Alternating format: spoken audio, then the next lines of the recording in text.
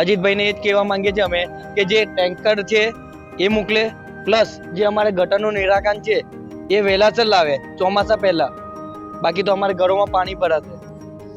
તો અમારે પાણીની એટલી સમસ્યા છે કે અમે બે રજૂ કરી અજીતભાઈને 2-3 વાર, ખાલી આવીને જોઈને જતા રહે છે, કશું કોઈ નિરાકરણ લાવતા નથી.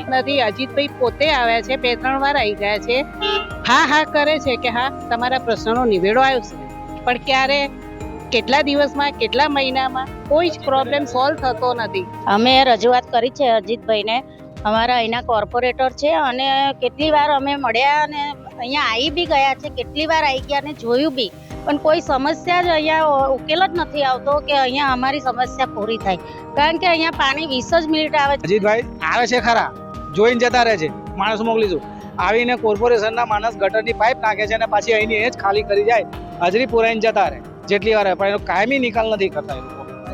પાણી ટેન્કર નથી આવતું, કોઈ દિવસ નથી આવ્યું આજ સુધી.